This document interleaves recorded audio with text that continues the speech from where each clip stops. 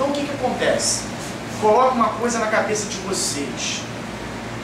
Eu falo isso por experiência prática, de advocacia. Processo não existe justiça. Processo existe argumentação.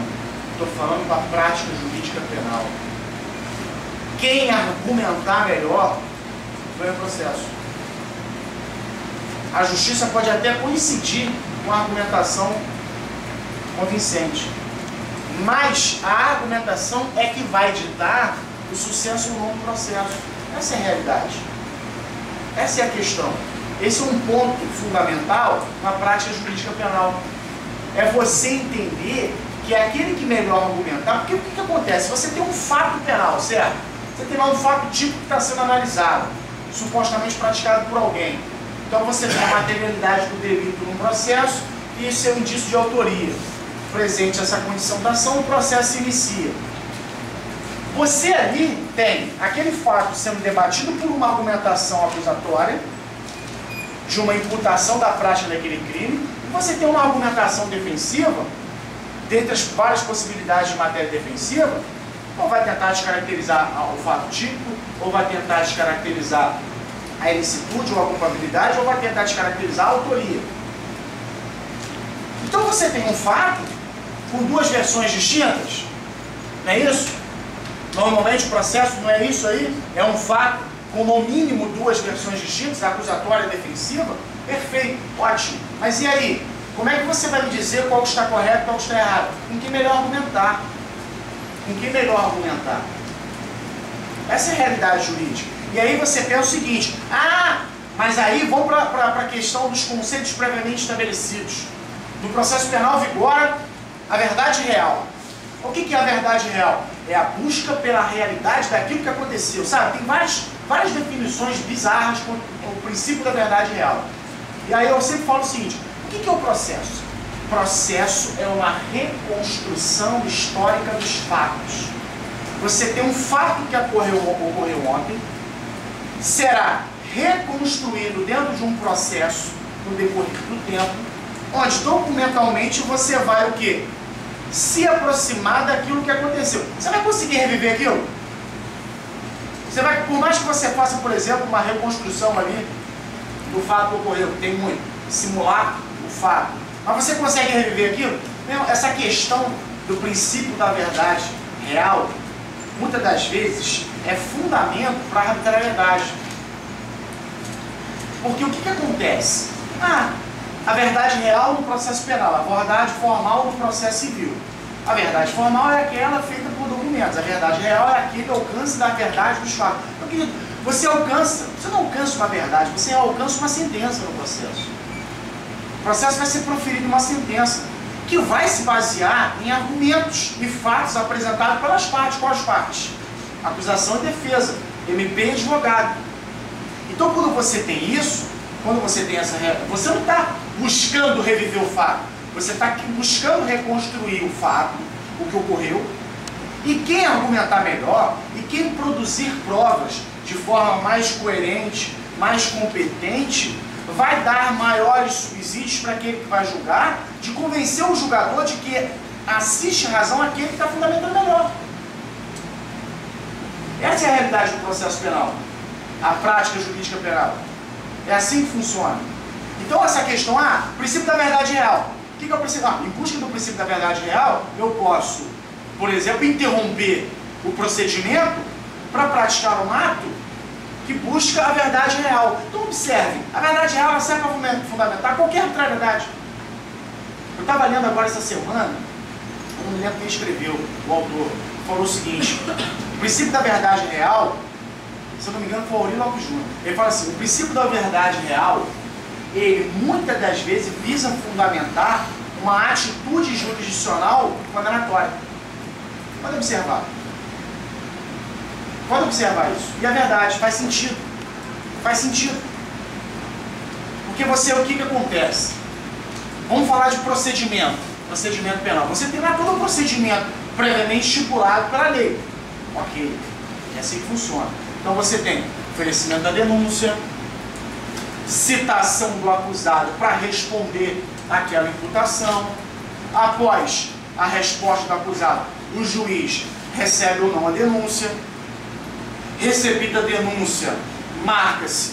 Ele tem que decidir esse ato de recebimento da denúncia. Outra coisa que a gente precisa esclarecer: o ato que recebe a denúncia é um ato decisório. Submeter uma pessoa a um processo penal é um ato decisório, precisa ser fundamentado. Todas as teses defensivas levantadas na resposta à acusação têm que ser apreciadas pelo juiz, porque muitas das vezes uma dessa argumentação pode sequer dar margem ao início do processo.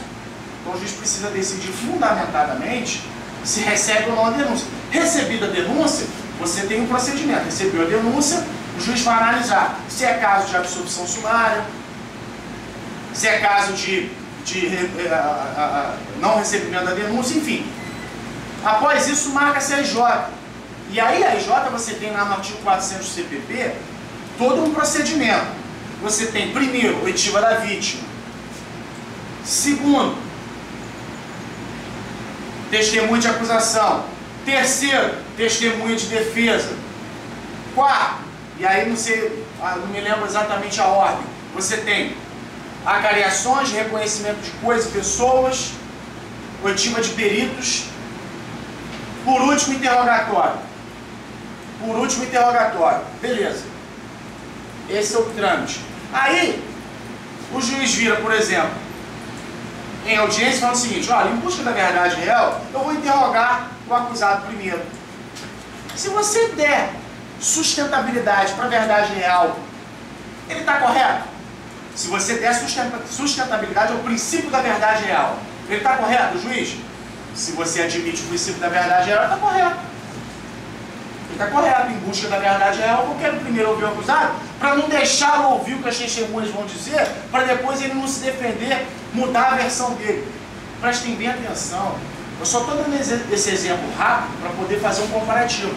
Se vocês pararem para pensar e pesquisar e buscar o porquê que o interrogatório passou a ser um dos últimos atos do processo, é justamente para que seja exercida a ampla defesa. O que é ampla defesa? Ampla defesa é a defesa técnica somada com a autodefesa. Como é que um acusado vai se defender se ele sequer sabe daquilo que está sendo colocado contra ele? Porque até então ele vai ter ciência só da denúncia. Mas entre o que está na denúncia e a realidade fática e aquilo que vai ser provado no processo, há uma diferença muito grande. Há uma diferença muito grande. Há uma distância muito grande. Então vocês pensam o seguinte: em busca da verdade real, eu tiro esse direito do acusado e coloco ele como a oitiva dele, interrogatório, como o primeiro ato da IJ, da audiência de instrução de julgamento. Se você me sustentar que o princípio da verdade real é válido, ele está certo. E aí como é que você vai argumentar, por exemplo, a nulidade da violação do procedimento estipulado no CPP? Não pode, porque ele está utilizando uma fundamentação válida, que você admite o princípio da verdade real. Está dando para compreender? Está dando para compreender? Então preste atenção, essas questões são importantes. E aí, por exemplo, em busca do princípio da verdade real. Ok. Qual é o nosso sistema hoje? Sistema processual. O sistema nosso é o quê? Acusatório. Contrapondo seu sistema inquisitório. De forma muito rápida, não é só isso, mas de forma muito rápida. O que é o sistema acusatório? O sistema acusatório é um sistema trazido pela Constituição de 88, onde visa, primeiro ponto, obviamente é o que todo mundo fala, mas é o correto, dividir as funções, órgão julgador, órgão acusador e defesa. Quem são as partes do processo? A acusação e defesa, MP e advogado, são as partes do processo. Quem produz provas no processo? A quem interessa a solução do processo? As partes. Se as partes buscam um resultado, seja para a acusação, seja para a defesa, quem que precisa produzir as provas no processo? As partes. Então, o sistema acusatório, primeiro ponto, visa dividir as funções dentro de um processo. Segundo ponto, princípio, o professor Jacinto do Paraná, ele fala uma questão muito interessante, que deve ser tratado como princípio acusatório. Por quê? Porque ele visa dar uma forma de tratamento ao acusado no processo. Você tem as partes delimitadas e divididas, você tem a valorização do princípio da oralidade no processo, a publicidade do processo e a inércia do judiciário. Muito bem. E aí eu falo o seguinte: se as partes devem produzir as provas a serem submetidas ao juiz, cabe ao juiz produzir provas. Quem produz uma prova busca tem uma finalidade. Você, quando está advogando, você tem um processo. Quando você produz provas para a questão social ou você produz provas para corroborar o que você está argumentando? Vamos ser realistas. Você produz prova para corroborar o que você está argumentando. Quando você está inquirindo uma testemunha ou está participando do interrogatório do acusado, você visa o quê?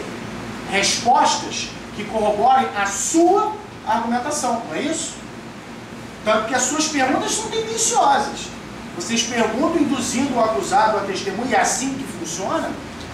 Vamos ser realistas, é assim que funciona. Você produz essas perguntas induzindo para que eles respondam aquilo que você quer, certo? E aí, pelo princípio da verdade real, o juiz vai intimar uma testemunha que ele entende importante para o processo, para a solução do caso. O juiz está produzindo prova? Tá? Está produzindo provas.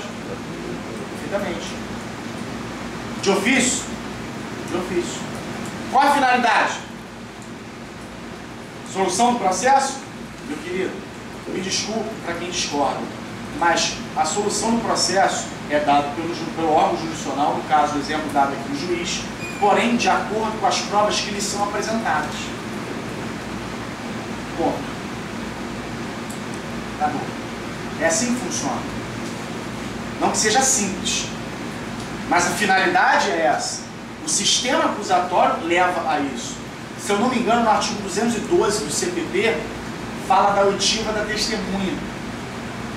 Da oitiva da testemunha interrogatória. Alguém pode buscar o 212 do CPP, por favor?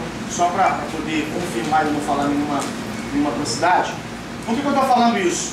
Hoje, o nosso sistema processual fala o quê? A oitiva da testemunha, a inquirição da testemunha é feita por quem? Pelas partes. Pelas partes. Então as partes inquirem a testemunha.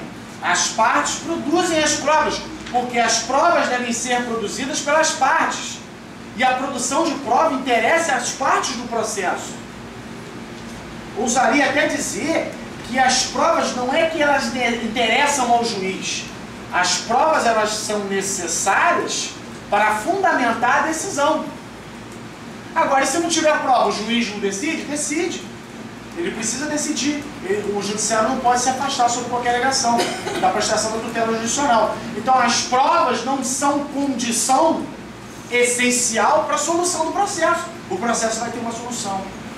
Agora, depende das partes produzir as provas que vão pautar a decisão. Lê o 212 aí para mim. As perguntas serão formuladas pelas partes diretamente à testemunha, não admitindo o juiz aquelas que puderem induzir a resposta, não tiverem relação com a causa ou importarem na repetição de outra a responder. Muito bem. Repete a primeira parte do artigo. As perguntas serão formuladas pelas partes diretamente à testemunha. As perguntas serão formuladas pelas partes. Quem eu falei que são partes? Acusação e defesa. As perguntas serão formuladas pelas partes, direto à testemunha. E aí eu peguei doutrinas que diziam o seguinte: olha, uma leitura apressada do artigo 212 do CPP, da nova redação, pode levar à interpretação de que o juiz não pode mais inquirir as testemunhas. Gente, o artigo é claro. As partes formularão perguntas direto à testemunha. E é claro em dizer posteriormente que ao juiz compete esclarecer pontos obscuros ou duvidosos. Então pode acontecer de, ao efetuar uma pergunta para a testemunha, a resposta esteja clara para mim, mas para outra parte não, e talvez para o juiz também não. É óbvio que o juiz pode formular perguntas para esclarecer o ponto que ficou em obscuro. Mas existe uma diferença muito grande entre permitir que o juiz esclareça um ponto que ficou em aberto, que ficou em obscuro, que ficou mal resolvido, do que produzir provas. Existe uma diferença muito grande. Mas aí volta. Pelo princípio da verdade real, o juiz vai caçar a palavra das partes e inquirir a testemunha.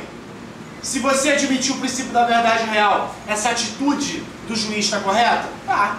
Você está admitindo o princípio da verdade real, não é a busca da verdade real? Então vamos parar, vamos buscar desfazer, desconstruir esses dogmas que engessam no direito, que muitas das vezes limitam as partes de atuar.